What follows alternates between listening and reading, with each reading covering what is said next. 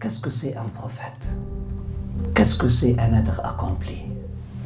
Pourquoi a-t-on besoin d'être accompli dans notre vie? Tu n'as pas besoin d'un être accompli si tu ne veux pas toi-même marcher dans le chemin de l'accomplissement. Ce potentiel de vie peut être oublié. Et là, il nous faut quoi? Il nous faut un rappel de ce potentiel.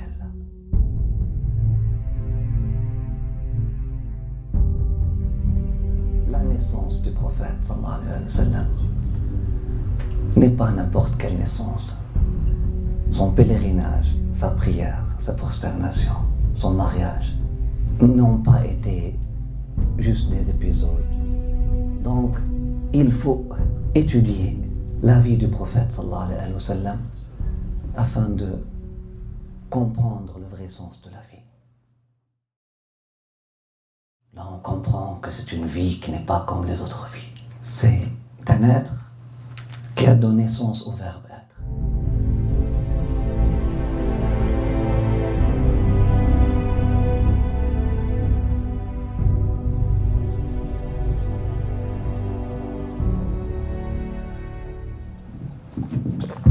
Bismillah. Bismillah. Merci beaucoup pour cette introduction majestueuse. Je me dis d'étudier la vie du prophète avant la révélation. Ça ouvre un peu, je me rappelle quand j'étais enseignant, et j'étais tout jeune, j'étais en stage et j'enseignais les religions. Et une élève m'a demandé le cours de l'islam et elle m'a dit « Mais le prophète de l'islam, donc c'était un homme normal ?» Et vraiment, même dans sa tête, il y avait quelque chose qui était un peu bizarre.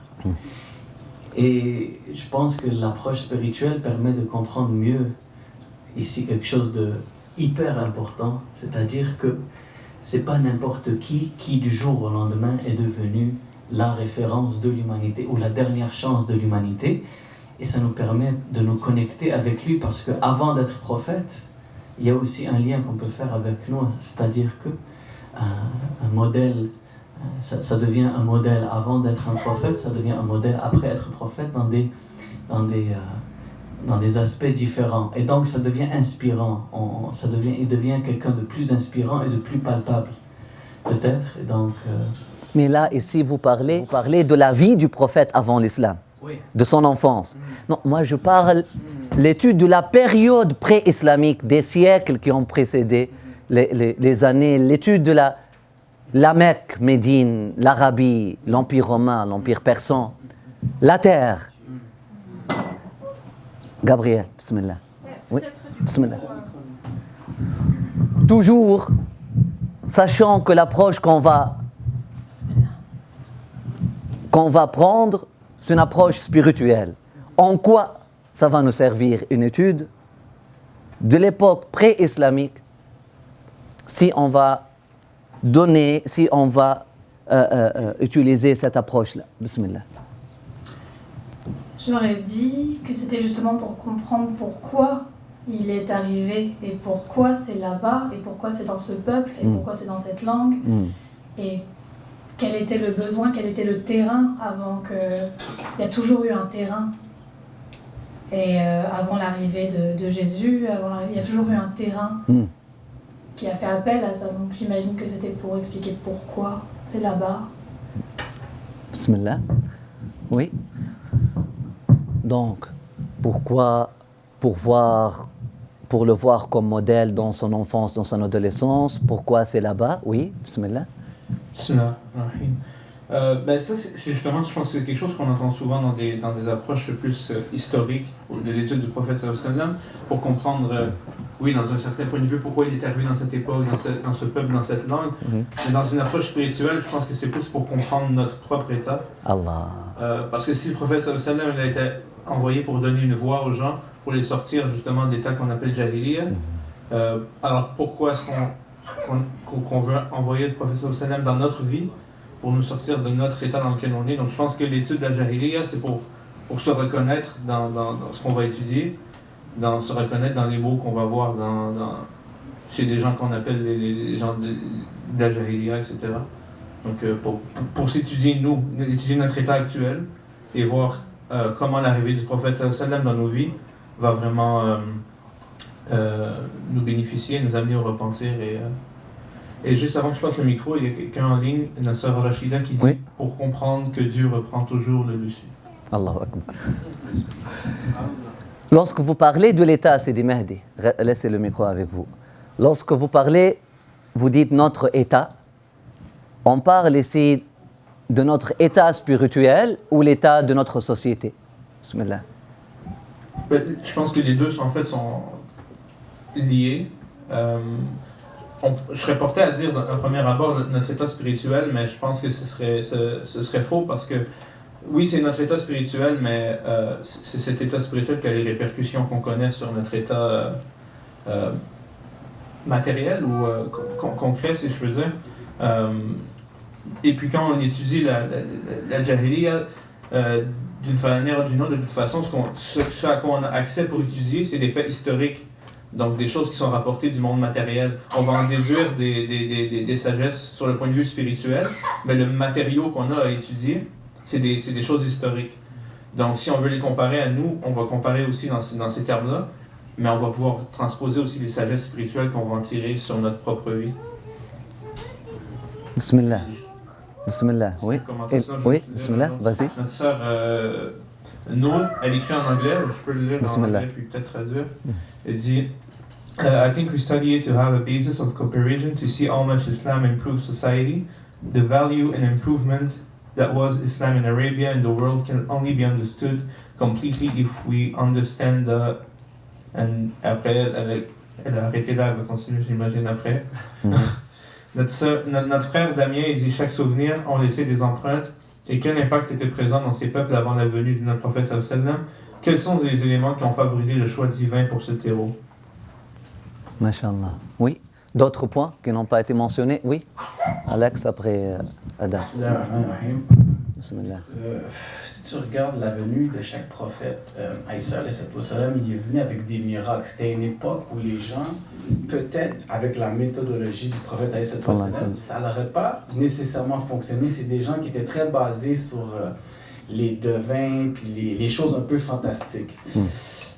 Moi, en fait, je trouve votre question est intéressante, puis j'aimerais ça avoir un peu plus le cours de votre pensée pour comprendre exactement c'est quoi votre pensée. Mais si Allah Ta'ala il envoie un autre messager maintenant, il l'enverrait avec soit des miracles ou des choses par rapport au message qui sont avec le contextuel. En fait, compte, votre question, c'est un peu plus de revenir 200 ans, 300 ans avant pour voir comment les gens ont perdu le message, qu'est-ce qu'ils ont fait. C'est juste, j'aimerais mieux comprendre votre question, en fait. Bismillah. Mardi prochain. À la prochaine Bat-Heure dans l'émission Batman. Bismillah. Batman, Bat-Channel. Bismillah. Ouais. En fait, l'exemple diminuer un peu, du grain qui a permis à d'autres grains de germer est tellement éloquent. Et je pense qu'on va tout simplement observer les processus de revivification. Allahu Akbar. Et ça va être des exemples pour des témoignages qui vont nous être tellement clairs, qui peuvent s'appliquer et qui sont à la limite des stratégies pour refaire vivre n'importe quoi. Donc, ça vraiment, je trouve l'image est sublime. Alhamdulillah. Bismillah. D'autres commentaires sur cette question-là? Sinon, on ouvre pour les questions. Oui, bismillah. Les questions sur qu'est-ce que nous avons vu, sur les intentions, sur ce projet. Nous sommes toujours dans le pourquoi. Aujourd'hui, c'est quoi le titre du chapitre? Pourquoi il est important d'étudier la sira du prophète sallallahu alayhi wa sallam, de point de vue spirituel. Oui, bismillah. Oui, donc pour rebondir un peu sur, je crois, ce que tout le monde a évoqué, vous avez évoqué ça au début du cours, c'est, je pense, peut-être pour reconnecter un peu, on a souvent cette tendance à se sentir distant de cette époque-là de la Jahiliya. On a l'impression qu'ils étaient faits d'une manière et qu'on est fait d'une manière différente et qu'on est comme immunisé contre cette Jahiliya. Mais je pense que en voyant la manière qu'ils vivaient avant le message de l'islam, il y a peut-être des points communs peut-être dans leur vision du monde, dans leur manière d'appréhender les choses. Je pense qu'on peut sentir un lien un peu avec nous qui peut nous reconnecter, qui peut nous faire sentir que nous aussi, finalement, on a besoin de ce message-là, sans penser que nous, on a réglé le problème une bonne fois pour toutes. Puis je pense que ça peut faire naître le sentiment justement de vouloir reconnecter avec cette tradition-là, que peut-être certaines personnes n'ont pas nécessairement en oubliant ce point-là, cet aspect-là. Qu'est-ce que vous pensez de ça? Ça ne peut pas devenir une source de crise? Qu'est-ce qu'il vient de dire? Qu'est-ce que vous pensez de qu'est-ce qu'il a dit? Oui, c'est vrai, mais ça ne peut pas devenir dangereux. Vous ne pouvez pas voir que ça peut devenir très dangereux. Qu'est-ce qu'il vient de dire? Qu'est-ce que Mahdi et Mahdi ont dit, les deux? Vous ne pouvez pas voir que ça peut vraiment amener un problème?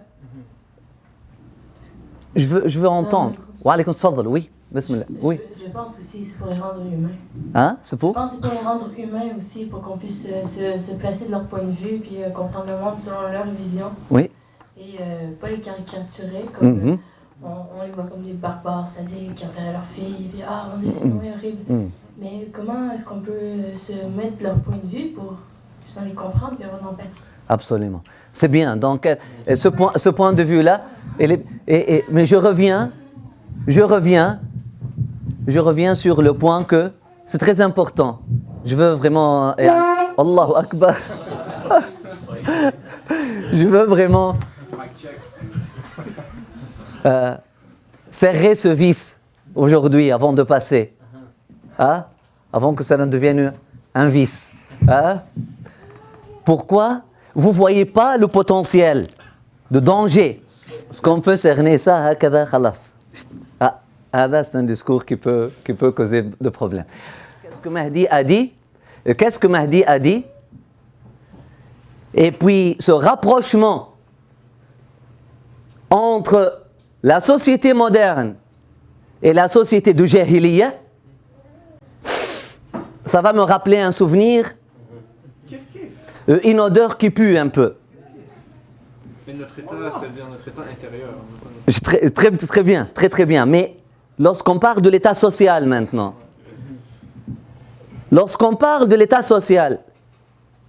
ce rapprochement entre la société moderne et la société de Jahiliya, oui, comme a dit Alex, on peut dire que c'est kiff-kiff, on peut trouver, c'est un champ vraiment d'études, et on va l'étudier la semaine prochaine, on va trouver qu'effectivement, il y a un dénominateur commun entre l'état de la société moderne et la société de Jahiliya, de kufr, de shirk, avant la venue du prophète Mohammed sallallahu alayhi wa sallam. Mais, vous ne voyez pas un potentiel de danger. Vous ne voyez pas qu'il faut faire des nuances ou il faut fermer des portes. Est-ce que c'est une proclamation qu'on peut lancer comme ça? Ou c'est quelque chose qu'il faut vraiment bien encadrer, bien mettre à sa place? Sinon, ça peut conduire à un danger. Vous ne voyez pas le potentiel danger? Qui voit un potentiel danger? Qu'est-ce que serait le danger dans cette approche-là? Hein? Elle ouvre la porte à quoi? Oui, Adam.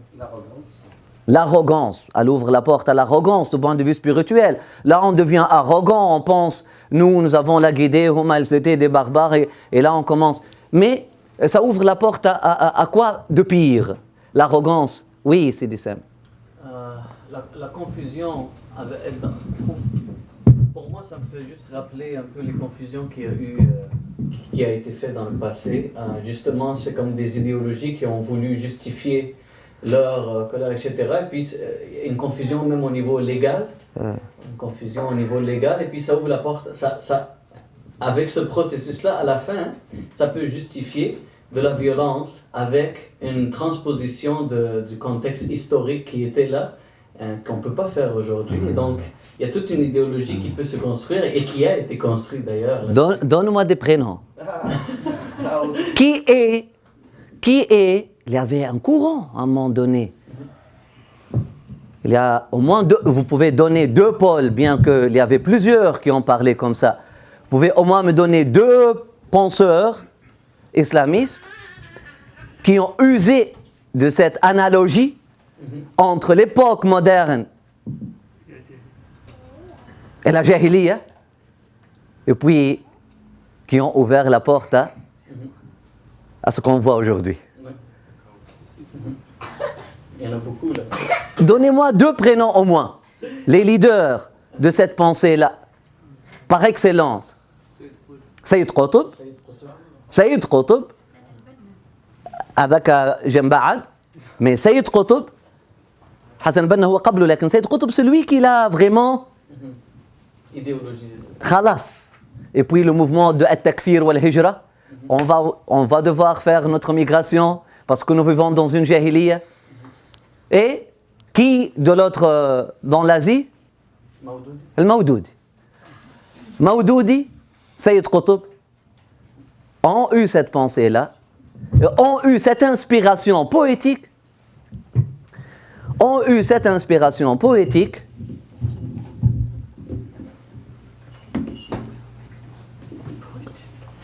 que notre époque moderne, où la société musulmane moderne est redevenue une société de jahiliya. Et puis, ils l'ont écrit dans leur littérature. Des pièces qui font pleurer dans les 2 sens. Et qui ont fait pleurer. Et qui ont fait couler du sang.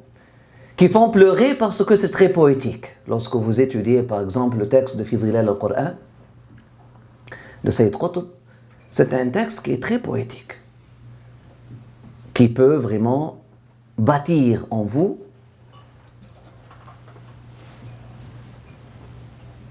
une conscience de votre identité et une ferveur qui peut vous secouer afin d'aller chercher l'authenticité du message, afin d'aller chercher la vérité de la religion. Enfin, sauf que Sayyid Qutb n'était pas un savant de la religion, ni le Mawdoudi d'ailleurs. Ils étaient 2 poètes, des écrivains, des journalistes, des écrivains. Ils avaient des très belles plumes. Des très belles plumes. Leur époque était l'époque de Shu'ara. L'époque des Ahmed Shawqi, là, Hafiz. En Inde, il l'appelle à tort le père du Pakistan, il s'appelle Mohammed Iqbal. Des poètes. Vraiment, c'était la plume. C'était le début du journalisme. Vous lisez, lire un article de journal, vraiment là, aux années 40, waouh! Ce sont des magiciens. C'est quelque chose. Ils avaient le bayan, ils avaient vraiment une très très belle plume. Ils ont excellé. Celui qui a maîtrisé le ourdou, ou celui qui a maîtrisé l'arabe, ou même ceux qui ont maîtrisé le persan. Toute la révolution d'ailleurs iranienne et tout, vraiment, ça n'a pas été fondé par, ça n'a pas été facilité ou conduit par des vrais savants. Non, des poètes. Des poètes qui ont su écrire des textes littéraires qui font bouillonner, qui font secouer, qui font émouvoir le cœur de l'être, de l'humain. Sauf que il faut faire attention, émotionnellement parlant, afin de trouver un courage, afin de trouver une amertume, afin de trouver une rahma dans le cœur, une pitié pour les gens qui vivent dans notre contexte moderne, afin de retrouver une certaine conscience que non, le contexte moderne ne peut pas ou la façon avec laquelle nous sommes en train de gérer les choses n'est pas une façon idéale, etc., à la limite, c'est quelque chose qui est nécessaire et qui est importante. Mais le problème devient lorsqu'on fait une comparaison légale. On vient par exemple à un verset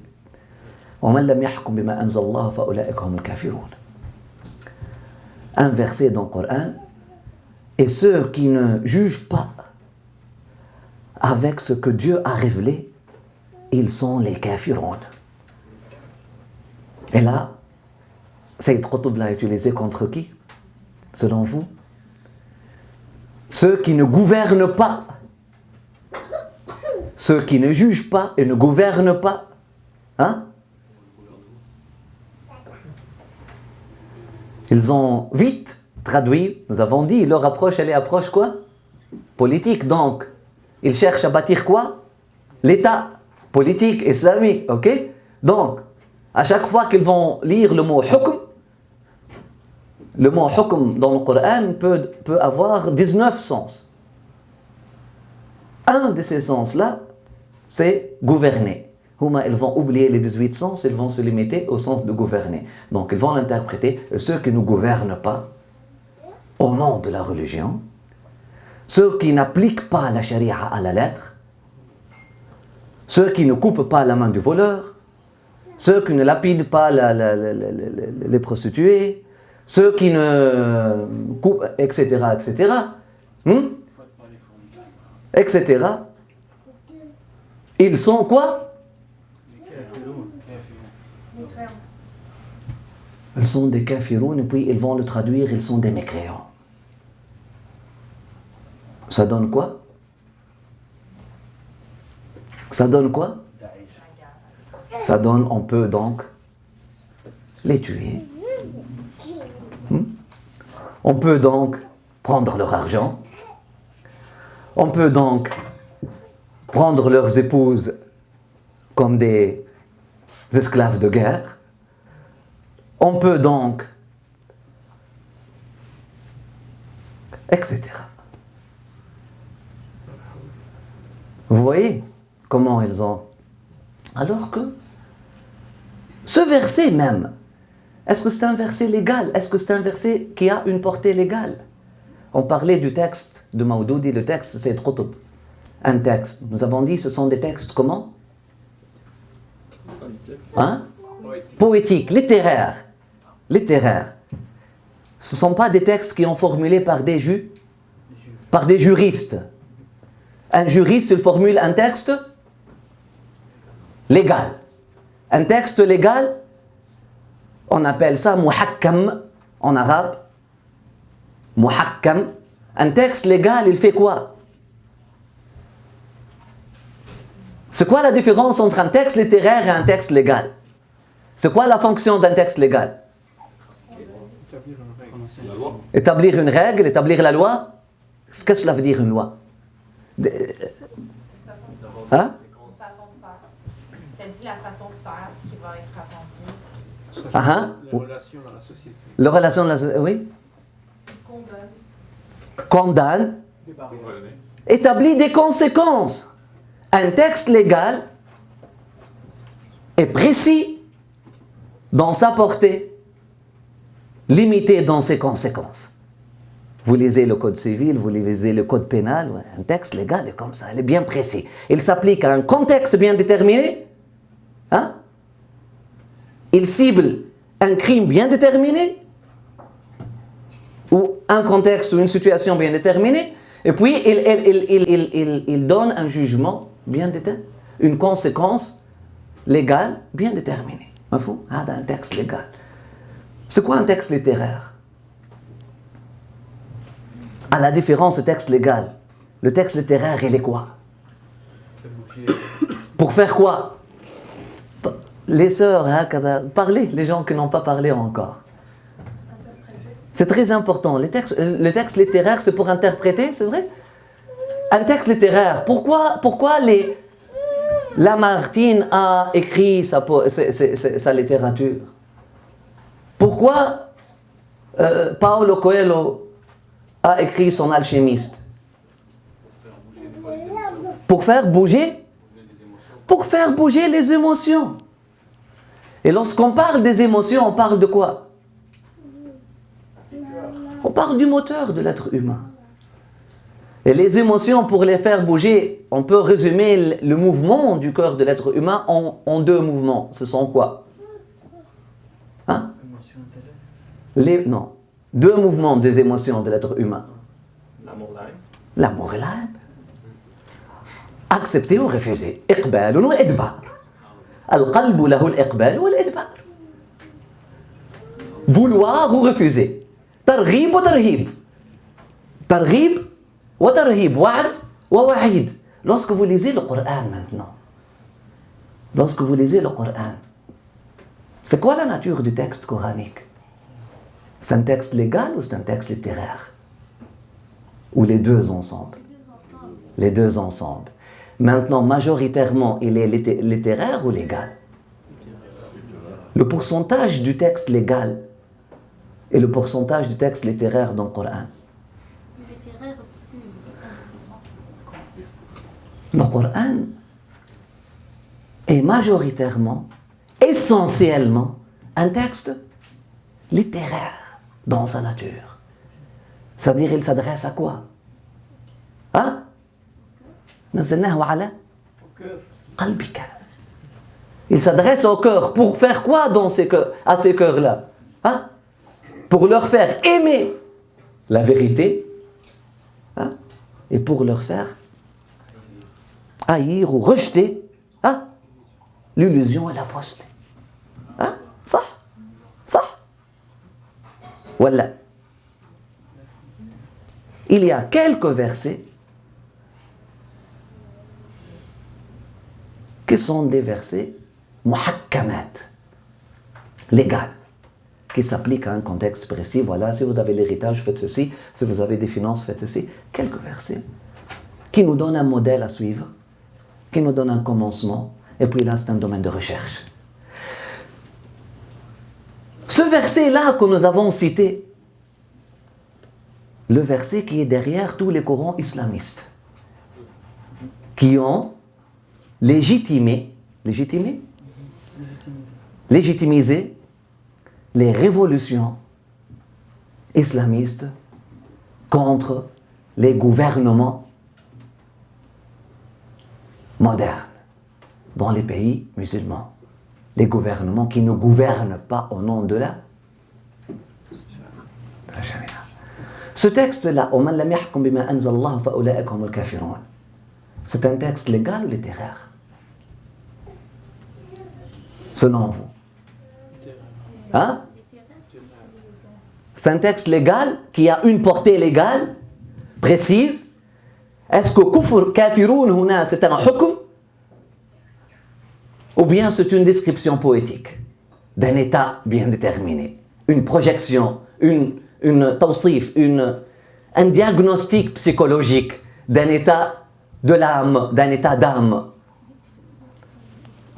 Vous me suivez un peu? Al-kafirun huna, lorsque je vous dis fa'ulaika hum al-kafirun, ceux qui ne jugent pas en se basant sur qu'est-ce que Dieu a révélé, ils sont des kafirun. Ils sont al-kafirun. Est-ce qu'on parle ici d'un texte légal qui me dit que, voilà, ceux qui ne jugent pas suivant le Coran, suivant la révélation, hein, ne gouvernent pas au nom de la loi divine, sont des kuffars, c'est-à-dire, hein, même s'ils font les 5 prières, vous comprenez? Même s'ils vont au Hajj, Al-Mawdoud, il le dit exactement comme ça. Même s'ils font les 5 prières, même s'ils prient Qiyam al-Layl, même s'ils vont au Hajj, même s'ils font au Hajj chaque année, ils sont kafirun.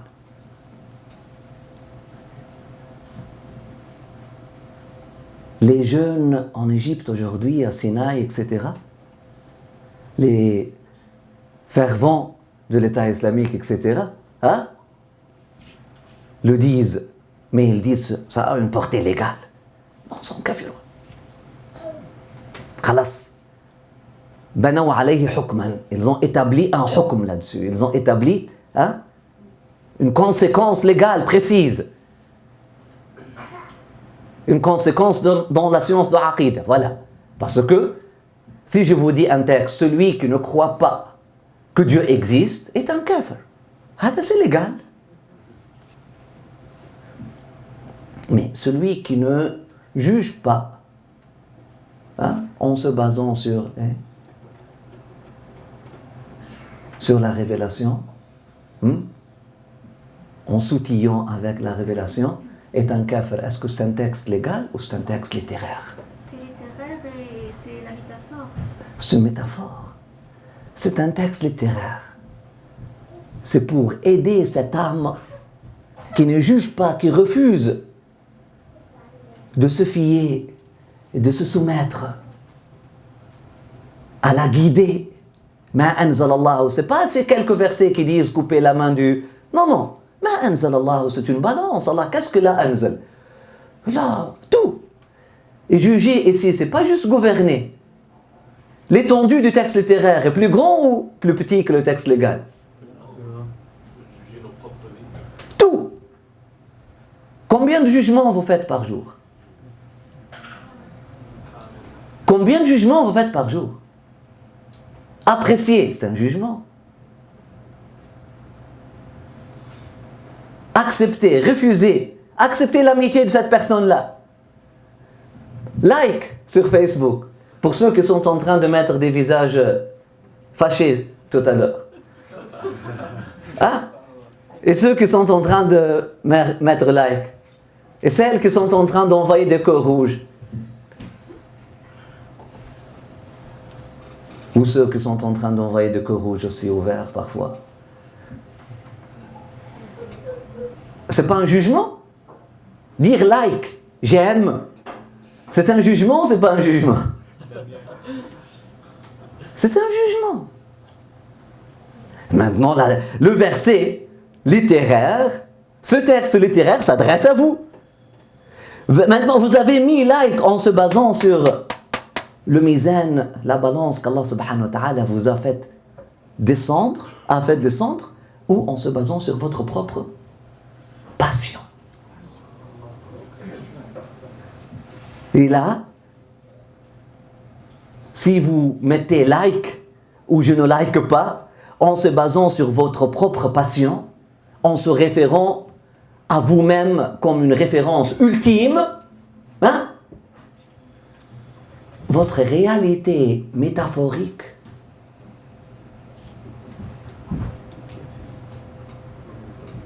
votre diagnostic, le diagnostic de votre état d'âme intérieur s'appelle Al-Kafirun. Vous êtes en train de nier, vous êtes en train de cacher une vérité claire. Vous êtes en train d'écarter ou de se cacher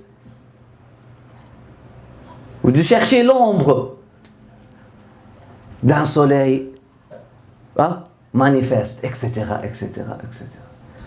Vous voyez, il faut faire attention à ces choses-là. Subhanallah.